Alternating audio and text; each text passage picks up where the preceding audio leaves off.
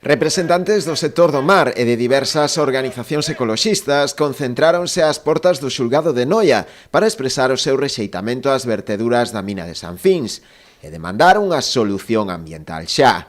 Fixérono minutos antes das 10 da mañá, hora que estaba prevista a declaración dos responsables da empresa mineira por un presunto delito contra o medio ambiente e os recursos naturais. Vimos aquí a dicirlles que eso non é aceptable, que é algo que a comarca Ría non está disposta a asumir e a aceptar,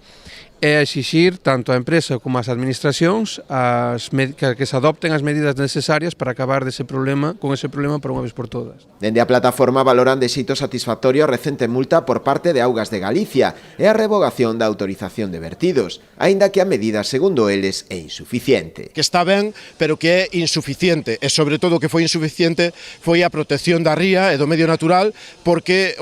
os niveis de cadmio superiores 100 veces ao máximo que permite a lei están aí e non é que o digamos nós. A peligrosidade, o daño que se fai aos ecosistemas da ría é algo que di a ciencia, e eses datos nos que se sobrepasan os límites de cadmio é a propia Augas de Galicia quen o di. A parte, se non fora por estas movilizacións, pola da cofradía, pola de Ecoloxistas en Acción, pola dos mariscadores de Pla de Mar, pola xente que está aquí, estamos seguros que esa revocación de autorización de vertidos non se hubiera producido. A mina faría o que lle dera a gana ás súas anchas co perjuicio que representa para todos, porque o único interés que teñen é polos cartos.